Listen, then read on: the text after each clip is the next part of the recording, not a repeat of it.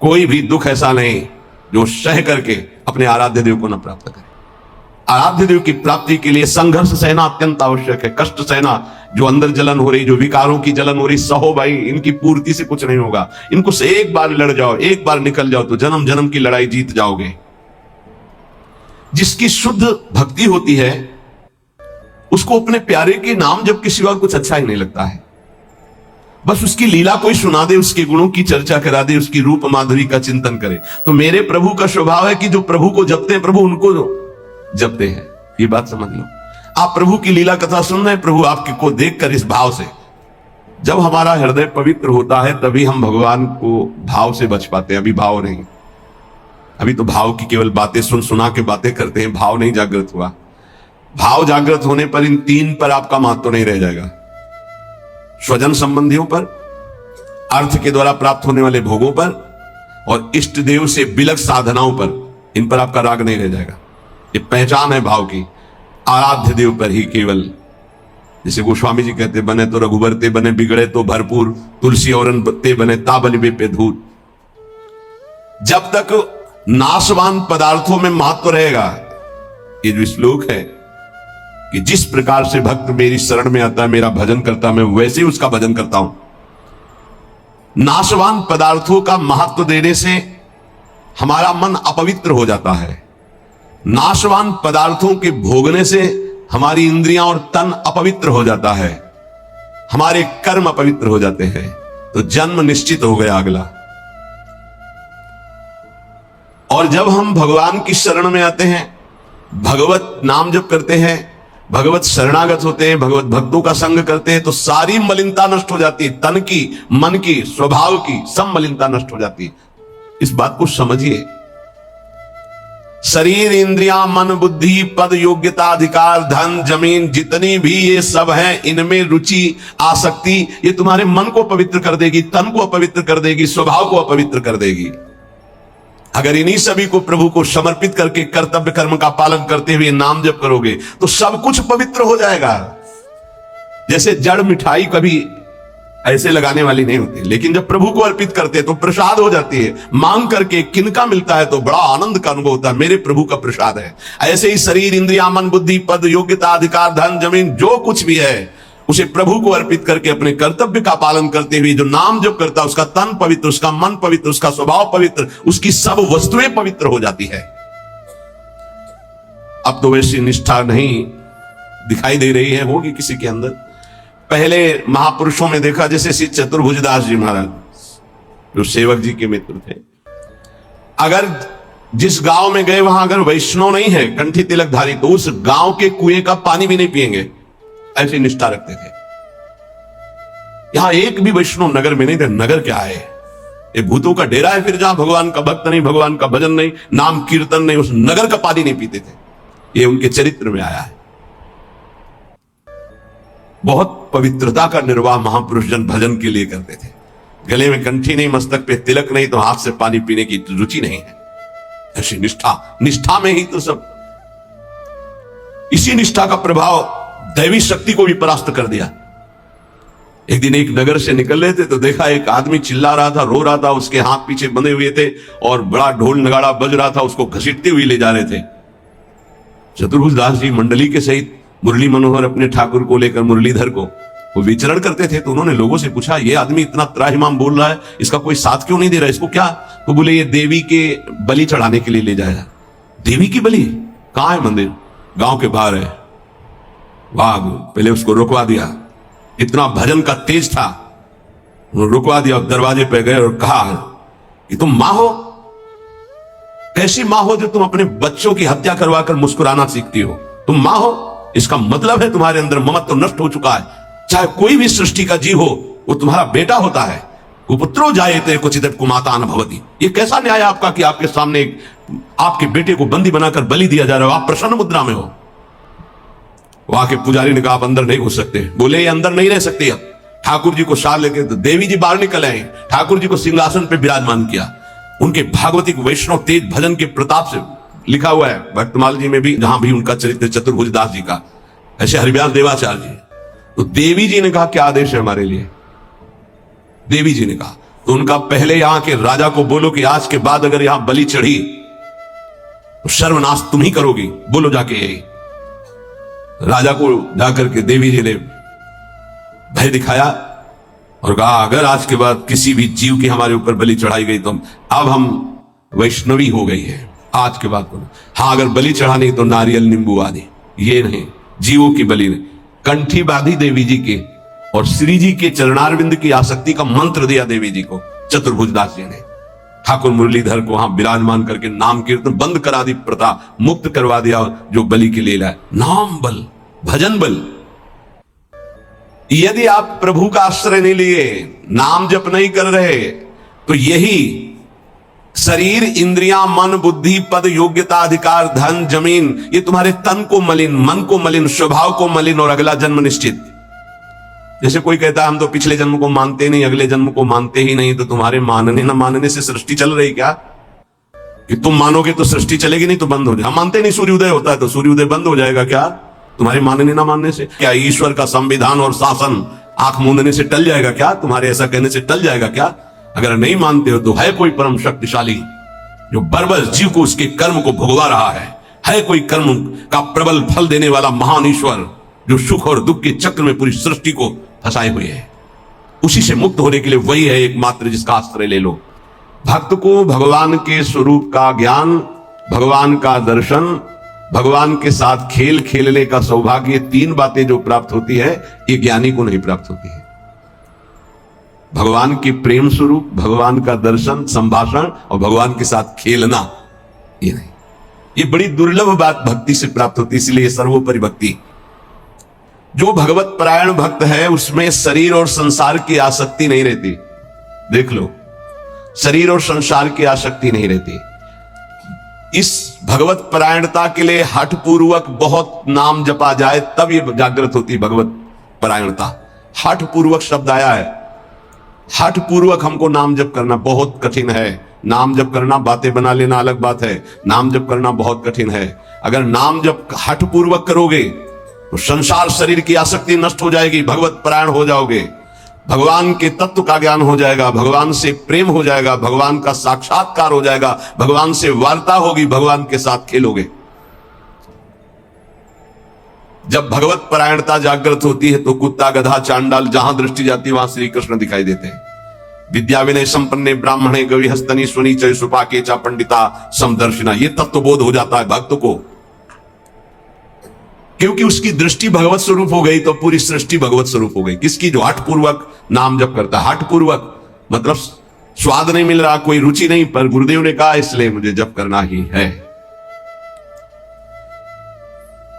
जब बिना किसी प्रयास के भगवत स्मरण चलने लगे, बिना कोई अटकल लगाए कि अरे सब में भगवान है और भगवान दिखने लगे, तो समझ लेना चाहिए कि अब हमारा कार्य पूरा हो गया है। सर्वत जैसे साधक देखेगा तो पहले स्त्री पुरुष दिखाई देगा, फिर भावना करेगा कि इसमें श्री भगवान है, लेकिन परिपक्व जब हो जाएगा तो ये ढांचे नहीं दिखाई देंगे, केवल भगवान दिखाई देंगे। साधक हठ पूर्वक भजन करता है, लेकिन जब परिपक्व अवस्था आती है तो भजन करना, सोचो कितना आनंद होगा। भजन करना नहीं पड़ रहा, स्वाभाविक भजन हो रहा है, स्वाभाविक स्मरण हो रहा है।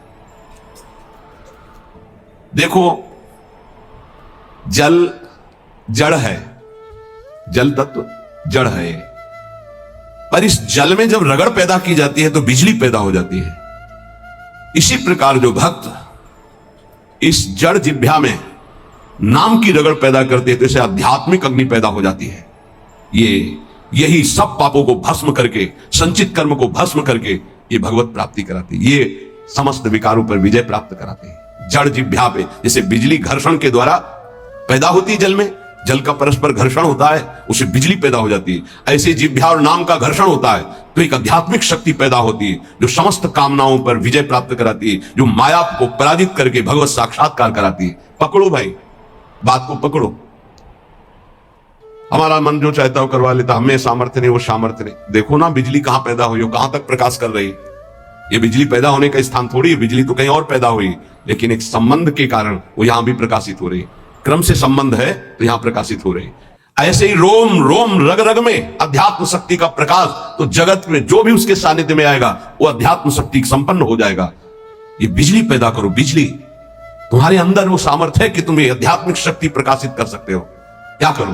बोले इस जड़ जिह्वा में नाम को रगड़ो, इसी से बिजली पैदा हो जाएगी।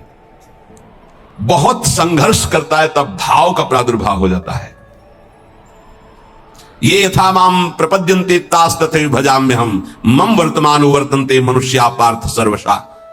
भक्त भगवान की जिस भाव से, जिस संबंध से उपासना करता है, भगवान वैसा ही दर्शन देते हैं। देख लो, जब जहां जैसा भक्तों ने भाव किया, भगवान वैसी ही लीला की। ऐश्वर्य भाव रखोगे तो ऐश्वर्य दिखाई देंगे, माधुर्य भाव रखोगे तो माधुर्य दिखाई देंगे। भगवान उसी प्रकार से भक्त के अनुभव में आते हैं जो जैसा भगवान के प्रति भाव रखता है। कोई भक्त भगवान को अपना गुरु मानता है तो भगवान श्रेष्ठ गुरु रूप में आ जाते हैं। अगर कोई भगवान को शिष्य मानता है, ऐसे संत महात्मा जन जो भगवान को शिष्य मानते हैं, तो भगवान एक श्रेष्ठ शिष्य बन जाते हैं। देखो, संदीपनी जी के शिष्य बने, विश्वामित्र जी के चरण चापे, वशिष्ठ जी के समीप बैठकर शिष्यत्व स्वीकार कर योग वासिष्ठ का प्रवचन सुना। यदि भगवान को माता माना जाए तो भगवान माता रूप में अनुभव देते हैं। भगवान को पिता माना जाए तो भगवान पिता रूप में अनुभव देते हैं। भगवान को पुत्र माना जाए तो भगवान पुत्र रूप में अनुभव। देखो, एक दिन देवर्षि नारद जी दर्शन करने गए नंद महल में, तो देखा मोटी डेहरी बाबा की डेहरी, तो उसको लालजू महाराज लांघना चाहते थे, दरवाजे के बाहर खेलने जाना चाहते थे। अभी खड़े होना ठीक से आया नहीं था, घुटनों के बल चल रहे थे, तो ऐसे चलते हुए घुटनों के बल ऊपर ऐसे देहली के हुए, चरण ऊपर उठ गए, हाथ ऐसे हो गए, अब देहली के बीच में टंगे हुए और रो रहे हैं। नारद जी ने देखा, साष्टांग दंडवत किया, बोले प्रभु देहली पार कर दे क्या? तो बोले जानते नहीं हो क्या हमारे लिए देहली? उन्हें बोले जानते हैं प्रभु, वामन अवतार में एक चरण बढ़ाया था तो ब्रह्मलोक तक गया था। तो बोले तुम जानते हो ना, ये तुम्हारे लिए लीला नहीं है, मुझे पुत्र भाव से उन लोगों ने भजा है तो उनकी सुख के लिए मैं लीला कर रहा हूं। चलो बीड़ा लो और दूर खड़े होकर के दर्शन करो। रोने, मैया मैया मैया भागती हुई आई, अरे मेरे लाला, उठाया गोद में और दासियों को डांट रही, तुम लोग ध्यान नहीं देते, देखो लाला मेरा कष्ट, मैया की गोद। अगर कोई मुझे पुत्र मानता, देखो जगत को एक क्षण में रचने वाले पिता उनको पुत्र माना तो घुटनों के बल भक्त के आंगन में चल रहे। जगत का भरण पोषण करने वाले प्रभु का भरण पोषण यशोदा मैया के वक्षा स्थल के दुग्ध से होता है। कैसा भाव का खेल है! ये बड़ा सुंदर स्वरूप है। जब यशोदा मैया छड़ी लेकर, बहुत उपद्रवी हो गया है, लालू महाराज ने देखा आज तो पिटेंगे। मैया आवेश में है, ऐसे दोनों हाथ से ऐसे, तो पूरा काजल गाल में, कितनी सुंदर शोभा, विशाल नेत्र है ना, एक बूंद आंसू नहीं, और रोते जा रहे, मैया की तरफ भयचकित देख रहे हैं। दया आ जाए, छड़ी ना। कौन है? भ्रकुट टेढ़ी कर दे तो भय को भी भयभीत कर देने वाले प्रभु। ये देखो भाव देश का स्वरूप देखो। अरे छठी के दिन इतनी विशाल पूतना को भी, तो इनके लिए कोई भय है क्या? लेकिन भाव का देखो खेल। मैया ने पुत्र माना तो प्रभु वैसे ही लीला दर्शा रहे हैं। अरे और तो और बात जाने दो, यदि भगवान को नौकर मान लो तो वो नौकर भी बताते हैं। वो कह रहे हैं कि नौकर बनू हजाम। कैसे है? तो त्रिलोचन जी के यहाँ, एकनाथ जी के यहाँ श्रीखंडिया के रूप में, माधवदास बाबा के यहाँ स्वयं जगन्नाथ जी सेवक ही बने हुए तो लगे ही। ये ऐसे भगवान से यदि अपनापन करके कोई भाव कर लो, वो आपको अनुभव कराएंगे। सच्ची कहते तुम पहचान नहीं पा रहे, रोज तुमसे मिलता है वो, हर क्षण तुमको देखता है क्योंकि तुम भक्त हो उनके, लेकिन तुम्हारे अंदर वो दृष्टि नहीं आई इसलिए नहीं देख पाते। रोज मिलता है, छलिया वो रोज मिलता है वेश बदल कर। इसीलिए हर समय सावधान रहो, पता नहीं किस रूप में मेरा प्रीतम आकर के कहीं चूक ना हो जाए। त्रिलोचन जी के हृदय में था कोई ऐसा साधु सेवी मिले, क्योंकि मुझे इतना समय नहीं मिलता कि मैं संतों के पास बैठूं, उनके मन की बात पूछूं, फिर वैसा उनकी सेवा करूं। व्यवस्था सब हो जाएगी, कोई ऐसा नौकर में। भक्त के अंदर की कोई भी इच्छा भगवान अधूरी नहीं छोड़ते। मुझे कोई नौकर रख ले, 14 वर्ष की अवस्था, नौ किशोर अवस्था, मलिन वस्त्र धारण किए हुए, फटे पुराने, ऐसे जैसे नौकर धारण करते, सामने से निकले। और जगह बोलते जाके नहीं, केवल त्रिलोचन जी के दरवाजे में बोल सकते हैं ये कि मुझे नौकर रख ले। और किसी की हिम्मत ही नहीं, ब्रह्मा की भी हिम्मत नहीं, ब्रह्मा की भी हिम्मत नहीं कि इनकी तरफ ऐसे भाव से दे। ये भक्तों का खेल है। त्रिलोचन जी आओ आओ, हमें तो जरूरत है एक नौकर की, बस संत सेवा करवाने के लिए। आप क्या कर लेते हो? बोले बचपन से अनाथ हूं, मेरा कोई है नहीं, न माता न पिता न परिवार। तो झूठ भी नहीं बोल रहे, इनका कोई है ही नहीं, यही सब है तो इनका कौन है? बड़ा विचित्र खेल। भगवान शंकर का ब्याह हो रहा है, तो साखोच्चार बुलवाया जाता है पीढ़ी के कुल परंपरागत। कहा गया हाँ आप अपने पिता का नाम लीजिए। भगवान शंकर ने कहा हम किसका नाम ले पिता के रूप में? चलो ब्रह्मा जी की भ्रकुटी से रुद्रावतार होता है, उनका ब्रह्मा जी पिता ब्रह्मा और पितामह अभेद है हरि और हर। पर चलो भगवान हरि की नाभि कमल से ब्रह्मा जी की भ्रकुटी से रुद्रावतार, तो कहा हरि। प्रपितामह बोले शंकर। बाप बाबा के बाप बाबा है, बोल के आगे कोई है नहीं तो क्या? बोलो प्रपितामह में शंकर को बोलो। नहीं वो तो पहले बुलवाया है ना आपने, तो बोले पहले भी हमें, बाद में भी हमें, बीच में भी हमें। ये हैं इनका, तो इनकी हर बात सत्य होती है। कह रहे हैं कि मैं अनाथ हूं, क्यों? ये सबके दीनानाथ हैं, इनका नाथ कौन हो सकता है? मेरे परिवार में कोई नहीं है, क्योंकि यही सबके परिवार है, इनका परिवार का चराचर जगत वही खुद बने हुए हैं। मेरे माता पिता ने, क्योंकि सबके माता पिता है। अच्छा, तो बचपन से हमको सेवा में बड़ी प्रवीणता है, हर कला हमको आती, पर साधु सेवा विशेष हमें रुचिकर है। अच्छा, तो तुम भोजन बना लेते हो? बोले एक बार बनवा दो, अगर संत अंगुली न चाटे तो बताना। इतना सुंदर। तो फीस क्या लोगे? पेमेंट क्या है आपकी? पेमेंट तो हम पैसे तो लेते नहीं, हमारी रुचि नहीं रहती पैसे।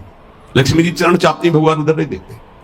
नहीं तो आप कुछ तो होगी। बोले हाँ थोड़ा भोजन ज्यादा पाते हैं हम।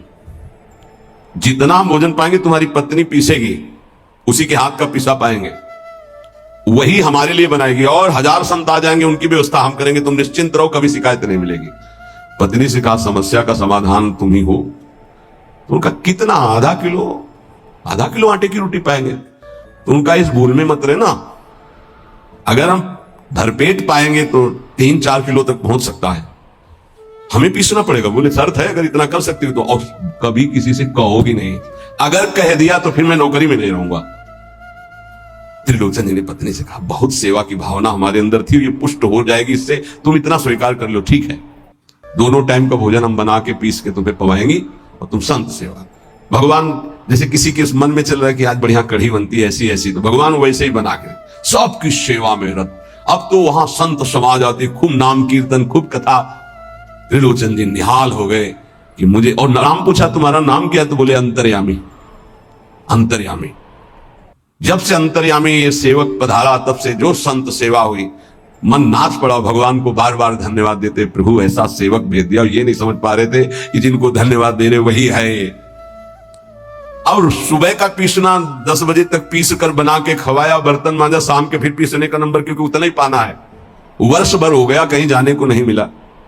एक दिन आया कि दोपहर थोड़ा समय में तो निकले, बगल में पड़ोसन मित्र थी उसके, वो गए। तो उन्होंने कहा कि बहन बहुत दुबली हो रही हो, कुछ बात तो है ही है, विचित्र चरित्र है। वो ये कहेंगे, कहना नहीं किसी से, पूरी बात ऐसे फैल जाएगी, क्योंकि महाराज ये स्वभाव रखा गया है। महाराज युधिष्ठिर जी ने ये शाप दे दिया था। जब सबको अर्घ दान दिया जा रहा था, तो माता कुंती ने कहा कि बेटा कर्ण को भी अर्घ दान दे दीजिए, जो पित्त तर्पण आदि के मंत्रों द्वारा। तो उनका उसके कारण ही पूरे वंश का, कौरवों के विनाश हो गया। अगर वो साथ ना देता तो कभी हमसे युद्ध ही नहीं होता। ऐसे विपक्षी के लिए आप कैसे बोल दिए कि आप उसको पित्त तर्पण करो इस समय? माता आपकी बुद्धि कैसा निर्णय कर रही है? ऐसे धूर्त को तुम कह रहे हो कि मैं, जो द्रौपदी के लिए गंदे वचन बोला, जिसके बल से बलवान होकर दुर्योधन ने युद्ध किया, न जाने क्या क्या कष्ट सहना पड़ा। उनका बेटा तुमसे छुपाया था एक बात है। क्या? वो तुम्हारा बड़ा भाई है। कर्ण मेरा बड़ा भाई? तब उन्होंने कहा मां अगर तुम इतना कह देती तो मैं पैर छूकर जे ही उसके सामने झुकता तो पूरा बच जाता, राज समाज नहीं मारा जाता, क्योंकि उसी के बल से दुर्योधन बलवान होकर लड़ रहा था। हमें कोई वैर होता ही नहीं। जब कर्ण को हम अपना राज्य दे देते तो दुर्योधन का मित्र ही था, कोई झगड़ा ही नहीं होता। मां ये बात पहले क्यों नहीं बताई? आज से मैं शाप देता हूं, कोई भी विशेष गुप्त बात माताओं के हृदय में न टिके। सांसारिक बात की क्षमता को सह पाना कोई महाभागवत की ही बात है। तो उन्होंने कहा कि कहना नहीं। मैं बोले दीदी तुम विश्वास मानो, कभी कहा है हमने?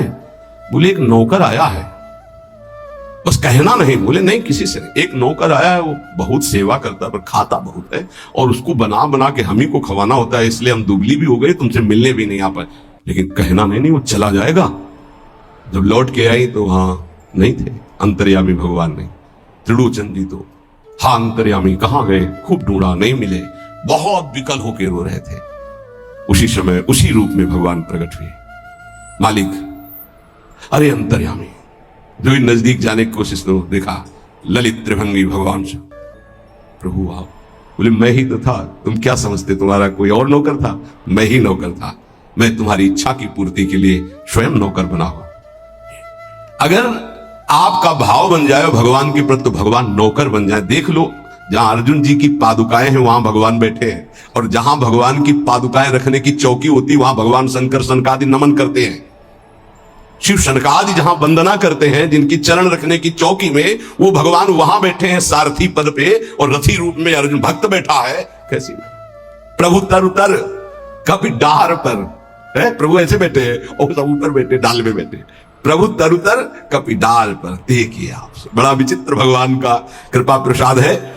जो भगवान को दोस्त मानता है तो भगवान दोस्त बन जाते हैं। जो भगवान के लिए जितना व्याकुल होता है भगवान उसके लिए उतना व्याकुल होते हैं। भगवान भक्त के बिना तभी नहीं रहते जब भक्त भगवान के बिना नहीं रह सकता है। ध्यान रखना, आप जी रहे हो अच्छे से, वो छुपे हुए हैं। जिस दिन आप व्याकुल हो जाओगे वो छुप नहीं पाएंगे, वो बड़े प्रेमी है, तत्काल आपका साक्षात्कार हो जाएगा। भगवान श्री कृष्ण चंद्र जी कहते हैं, मुझे जो जिस भाव से भजता है। देखो अभी क्या भाव से बज रहे हो, अभी बज रहे हो विषय भाव से, भोग भाव से। जिस जिस भाव को आप, तो वही श्री कृष्ण बने हुए। सच्ची बात मान लो, उनके सिवा कोई नहीं बना होगा। वही है, मत्ता परतरम नान्यत किंचित अस्ति धनंजय, किंचिन मात्र हे धनंजय, मेरे सिवा कुछ नहीं है। इसलिए आप भगवान से अपनापन कीजिए। जो वस्तु चाहोगे वो बन करके आपके समीप आ जाएंगे। वही है, वस्तु में, व्यक्ति में, स्थान में। देखो वही बनने वाले हैं, वही बनाने वाले हैं।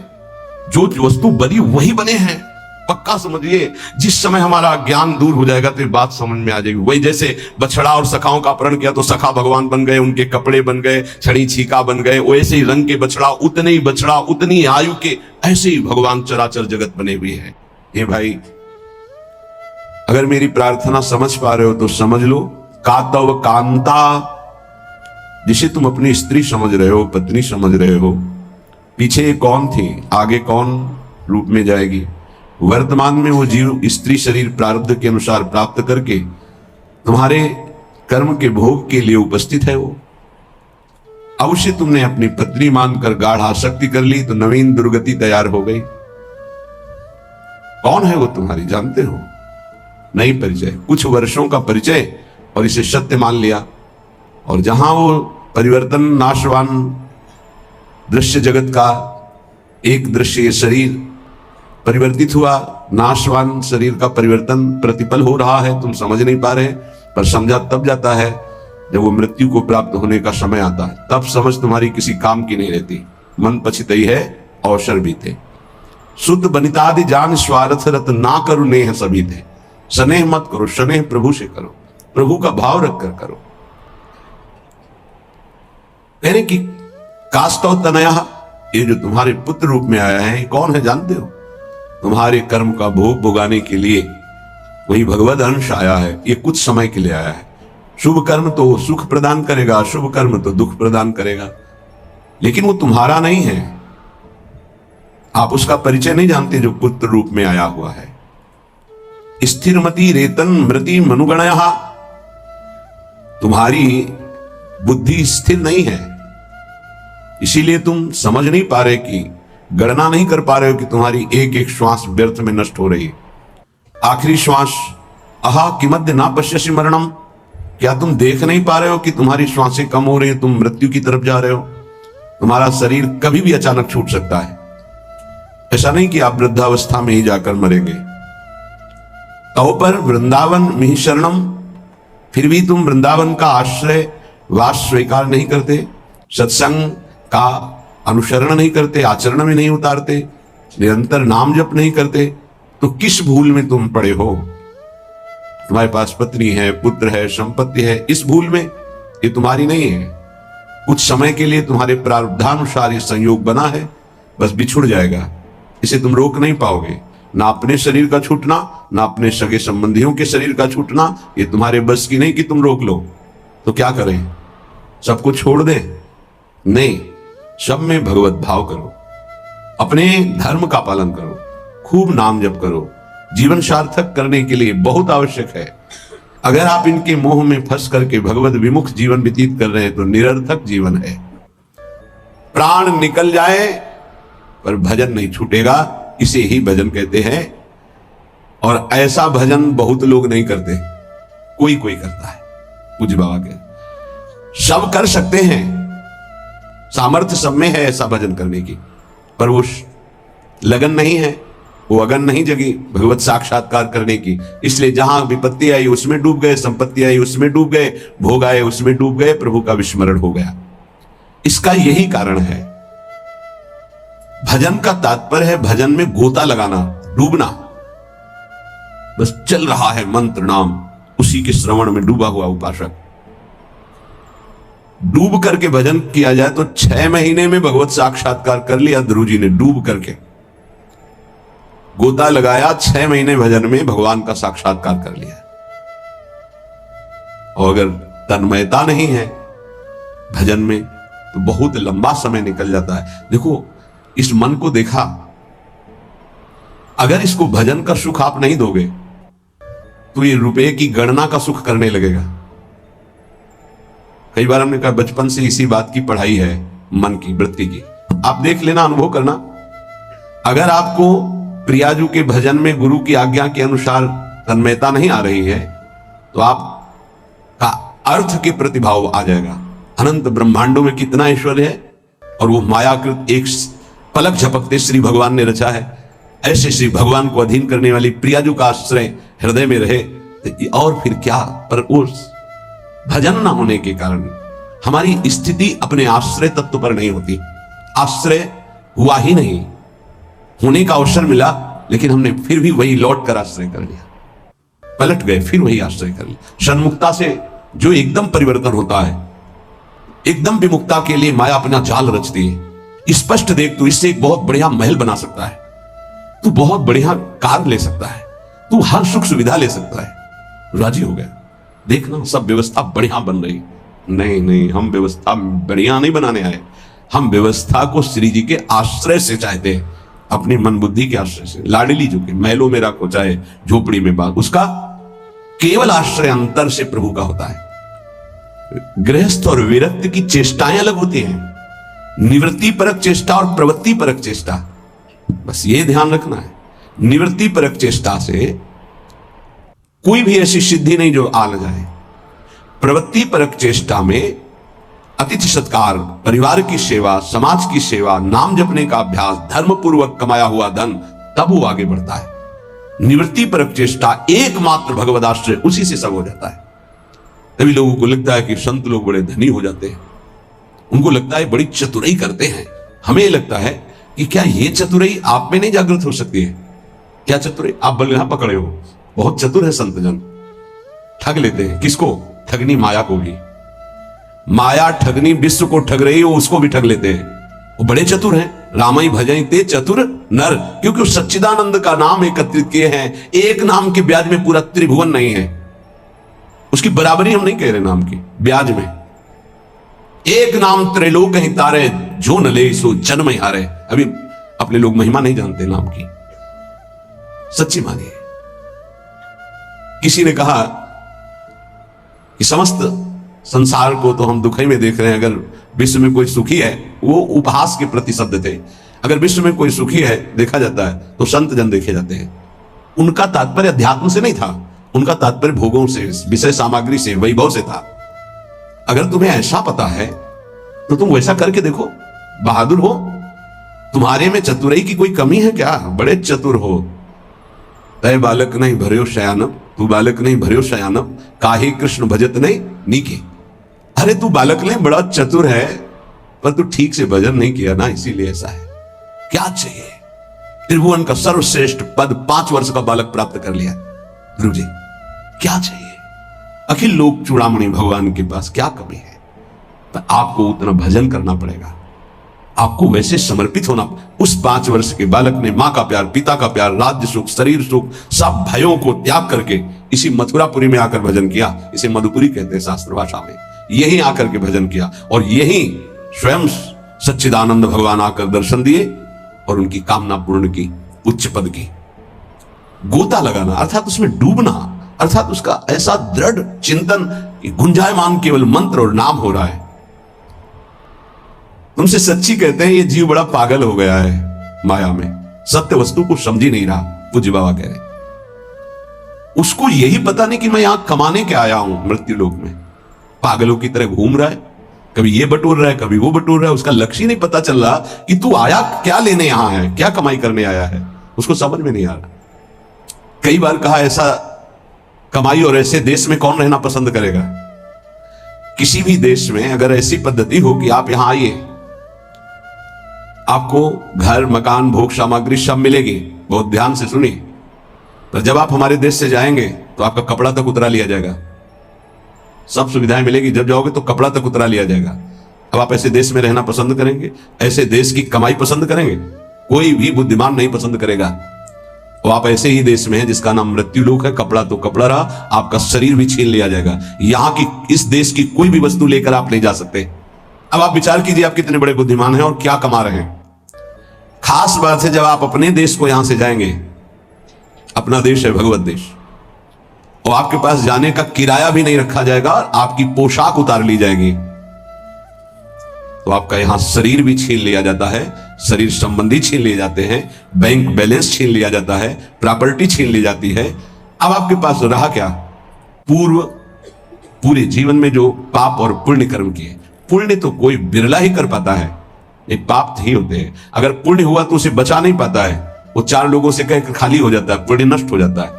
पुण्य अगर हमने कुछ पुण्य किया और कह दिया अपनी वाणी से, चार लोगों के बीच में अपनी प्रशंसा कर ली, तो तप पुण्य साधना ये सब क्षीण होने लगती है। हम वृंदावन गए थे, 100 साधुओं का भोजन कराया और फिर ऐसा ऐसा ऐसा, और संत जन कह रहे थे कि ऐसा भोजन तो आज तक हमने नहीं पाया, भगत जी आपने जैसा पवाया। ओ जो कुछ सुकृत बना था मानो करवाया होगा। ऐसी सेवा को भगवत कृपा से अवसर मिलता है, पर वो बार बार कहकर अपने सारे सुकृत नष्ट कर देता। इस देश से बचकर निकल पाना और कुछ कमा के ले जाना, ये केवल भगवत कृपा पात्र से ही हो सकता है। बहुत छल भरा ये देश है मृत्यु लोक। जीव पागलों की तरह पूरा जीवन व्यतीत कर रहा है। मुझे यहां किस लिए भेजा गया, क्या लेके जाऊंगा, ये सोच ही नहीं पा रहा है। गोस्वामी जी ने कहा है कि ये जो मन है ये श्वान की तरह हर जगह पादुका का प्रहार पाता है, पर फिर उसी दरवाजे पे खड़ा हो जाता है। अर्थात निकृष्ट भोगों को भोग कर असंतुष्ट, ग्लानि, दुख, परिणाम में चिंता, भय, शोक, पर फिर वही उन्हीं भोगों को भोगना चाहता है। पागल की तरह भटक रहा है। ये महापुरुष जन जानते हो, दुखी हो कैसा बोलते हैं। जो वस्तु तुम्हारे साथ नहीं जानी है उसके चिंतन में तुम समय बर्बाद कर रहे हो। चिंतन करो प्रभु का, कार्य करो संसार का, तो जीवन यापन के लिए शरीर चेष्टा और वस्तु ले जाने के लिए नाम धन, कितना बढ़िया उपाय है। राधा राधा राधा। विषय अनेक हैं और अनंत हैं, कितना भोगोगे। भोगते भोगते मर गए, फिर जन्म हुआ, फिर भोगते भोगते मर जाएंगे, कुछ आता नहीं लगेगा। बड़ा विचित्र खेल है, बड़ा विचित्र खेल। भगवान की असीम कृपा है, जिनको भोगों से विरक्ति मिल गई है या जबरदस्ती बचे हुए, बिनु अवसर भयते राजोई। चतुर्थ ब्रह्मचारी का लक्षण है ये। बिनु अवसर नहीं मिला और भयभीत है, इसलिए वो नहीं भोग रहा। तो बिनु अवसर भयते रह जोई, ये चौथे में। उत्तम तो उत्तम के बस असमन माही, सपने हुआन पुरुष जगनाई। अपने प्रीतम प्रभु के सिवा उस स्वप्न में किसी और को नहीं। कितना भोगोगे, अनंत विषय। कल एक भगत बड़ा मस्त, सब हंस रहे थे लेकिन कोई फर्क उसको नहीं था, गंभीर मुद्रा में बैठा। उसने कहा हमने ठाना है 1.25 घंटा नाम जब करता हूं और बढ़ाऊंगा, सत्संग आपका सुनता हूं, पर 1 लाख सुंदरी स्त्रियां चाहिए मुझे। हमारे तो होश उड़ गए भाई कि ऐसा प्रश्न करता आया, भगवान ने भेजा। पर अपने को सबका आदर और दुलार, मेरी लाडली जो ऐसी है, करुणा करुदार, नहीं तो 1 सेकंड में कि आप कृपया बाहर होइए, यहाँ कोई भगवत चर्चा कीजिए। लेकिन अच्छा पॉइंट ये था कि वो नाम जब करता था और उसके अंदर आशा थी। देखो वासना की कितनी भूख बड़ी हुई, पर वो बहुत गंभीर हो, ऐसा नहीं कि कोई देखने सुनने लायक हो। वो बहुत बड़ी गंभीरता से कह रहा था कि मैं 1 लोक प्राप्त करना चाहता हूं, उसका सम्राट बनना चाहता हूं और 1 लाख सुंदरी स्त्रियां हो। वो नहीं बोल रहा है, उसका भोलापन है, अज्ञान जिसे कहते हैं। वासना इतनी बड़ी हुई कि उसको लग रहा है अगर ऐसा हो गया तो मैं बड़ा सुखी हो जाऊंगा। भागवत में चरित्र है चित्रकेतु राजा का, आप पढ़ करके देख लेना, श्री शुकाचार्य जी वर्णन कर रहे हैं। उनके 1 करोड़ रानियां थी। क्या परिणाम में क्या, जरा देखना पढ़ना। निराश, हताश, उदास होकर ऋषियों के पैर पकड़कर तब वो अनंत भगवान की उपासना मिली और वो भगवान का साक्षात्कार किया, अनंत शेष भगवान संकर्षण का।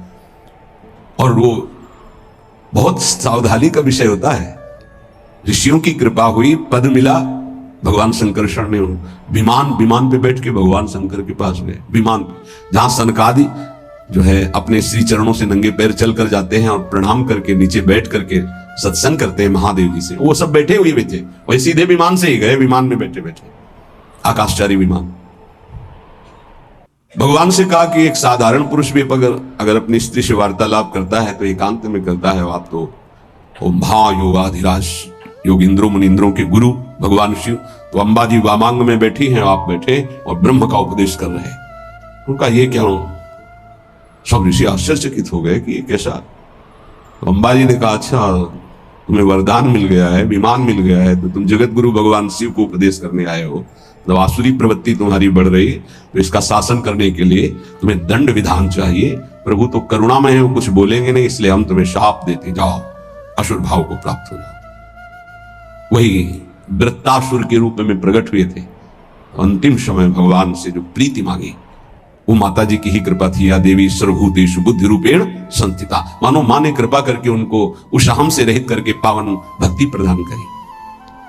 ये जो वासना है ये जीव के सर्वनाश के लिए अनंत जन्मों से पीछे पड़ी हुई है। वो तो एक भोला व्यक्ति, अज्ञानी व्यक्ति अपनी बात कर रहा है। आप अंदर से देखो, ऐसी लाखों वासनाओं की परत जमा है। हमको रोज नाम जप रूपी सोहनी लगा के इसे साफ करना है। पर ये विषय अनेक अनंत, मन कहता है इनको भोग लो फिर हम भजन कर लेंगे। कभी नहीं, तुमसे सत्य कहता हूं, जितना इस मन की बात को मानोगे उतना ही प्रभु से दूरी होती चली जाएगी। और ये सिखाता है ये जलन हो रही, अगर भोग लेते हैं तो शांति हो जाए, फिर बढ़िया भजन कर लो। इसकी शिक्षा यही होती है, क्योंकि जानता है भजन के लोभ से ही हमारा साथ दे देंगे।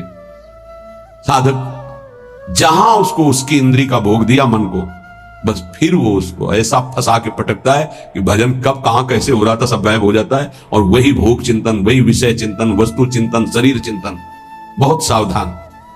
गौरांगी प्रियाजू के आश्रय के बिना तुम प्रियाजू को नहीं जान सकते, प्रेम को नहीं जान सकते, वृंदावन को नहीं जान सकते, इस महासमुद्र प्रेममयी लीलाओं को नहीं जान सकते। चाहे शास्त्र पढ़ लो, चाहे ब्रह्म ऋषियों का संग कर लो, या चाहे जितनी बड़ी साधना कर लो, उद्धव से ज्यादा कोई ज्ञानी नहीं होगा। वो कह रहे कि वासुदेव ने इशारे से उद्धव को बता दिया कि परम पावन वृंदावन की भूमि में प्रेमियों के संग में ही प्रेम प्रकाशित होता है, विशुद्ध प्रेम।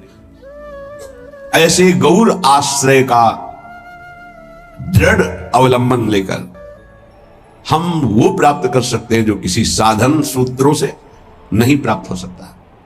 ये सौभाग्य अपने लोगों को स्वाभाविक प्रियाजू की कृपा से मिल गया कि वो हमारी इष्ट हैं।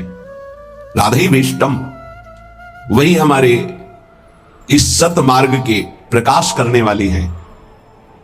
राधा वल्लभीय, वल्लभीय हमारे यहां वल्लभ है राधा, प्रीतम है राधा, प्राणनाथ है राधा।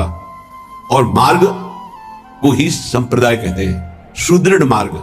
जैसे सरकार के द्वारा बना हुआ राजमार्ग, जिसे पहले जीटी रोड कहते थे, अब क्या कहते हैं पता, जो बहुत है हाँ हाईवे, जो हम तो गांव की भाषा में उसे जीटी रोड कहते थे। ये वो सुदृढ़ संप्रदाय का मतलब होता है सुदृढ़ मार्ग। बोले कहां जा रहा है, बोले सीधे निकुंज जा रहा है, कहीं मोड़ नहीं है इसमें। राधा वल्लभीय, वल्लभ है जहां की राधा, मेरे प्राणनाथ श्री राधा, श्री श्यामा प्यारी जो। इस मार्ग की प्रकाशक स्थापना करने वाली श्री स्वामी जी, राधे वेष्टम संप्रदाय करता आचार्यों, अपने मार्ग का स्वयं उपदेश करने के लिए वही हित सजनी है, दूसरा कोई नहीं। हित सजनी, वही हित प्रेम सखी के रूप में, वही हित प्रेम आचार्य के रूप में, वही हित प्रेम गुरुदेव के रूप में। मंत्रदहा, मंत्र का दान करने वाली श्री किशोरी जू ही है। निज मंत्र स्वयं स्वामिनी जू ने श्री हितजू महाराज को प्रदान किया। मंत्रदाता सदगुरुश्य परम सदगुरु श्री लालजू महाराज हैं। कृष्ण वंदम जगत गुरु, ऐसे कृष्ण की वंदना करता हूं जो जगत गुरु स्वरूप में विराजमान है। चाहे वेदांत हो, चाहे योग हो, चाहे भक्ति हो, चाहे कर्म योग हो, साक्य गुरुदेव श्री कृष्णचंद्र जो है। किसी भी संप्रदाय का, किसी भी मार्ग का, किसी भी भाषा का हो, गीता जी का आश्रय लेता ही है। गीता जी श्री जगत गुरु भगवान श्री कृष्ण के श्रीमुख से स्वयं प्रकट हुई है। जैसे वेद श्वासों से, ऐसे वाणी से गीता जी श्री जगत गुरु भगवान की वाणी है गीता जी। कोई ऐसा नहीं है विश्व में जो गीता जी को न मानता हो। गीता जी की व्याख्या उर्दू में, अंग्रेजी में, हिंदी में, संस्कृत में और बहुत बड़े बड़े महापुरुषों ने की, हर संप्रदाय के महापुरुषों ने की। हमारी सदगुरु श्री स्वामिनी जो ऐसी हैं कि ऐसे आचार्यों को भी उपदेश करने वाले जगत गुरु भगवान को शिक्षा प्रदान करती है। नवनिवृत्त निकुंज में प्रेम की, विविध की प्रेम विलासों की, वो बाहर के नहीं जान सकते। सच्ची मानिए, ये केवल सखियां जानती हैं। इसलिए सर्वोपरि जगत गुरु पद में सर्वेश्वरी राशेश्वरी श्री लाडली जो है हमारी। राधेविष्टम संप्रदाय करता आचार्यो मंत्रदा सदगुरुश्च मंत्रो राधा।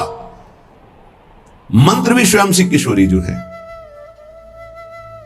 जो मंत्र है वो स्वयं किशोरी जो है। सच्ची मानिए, ये जो आपको नाम मिला, जो शरणागत मंत्र, जो निज मंत्र, ये स्वयं किशोरी जो है।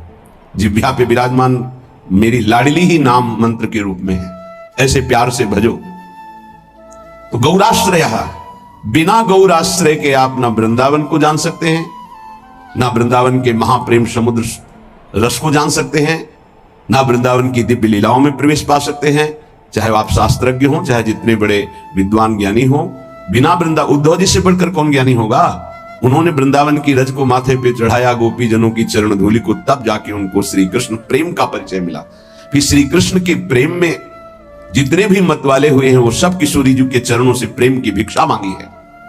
किशोरी जी के नख चंद्रमणि का प्रकाश जिन गोपियों को प्रेम की ध्वजा बना दिया, वो हमारी श्री लाडली जो है। श्रीपाद कह रहे, इनके आश्रय के बिना निगूढ़ तत्व इस महाप्रेम समुद्र को आप नहीं जान सकते।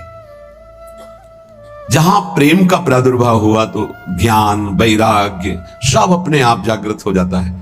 जैसे राजा पधारता है तो फिर उसके मंत्री, सामंत, सेना के पति वो सब वहां आ जाते हैं। ऐसे ही प्रेम राजा हृदय रूपी सिंहासन पर बैठा, कि ज्ञान रूपी उसका मंत्री, वैराग्य रूपी उसका सेनापति, क्योंकि प्रेम की रक्षा वैराग्य से होती है।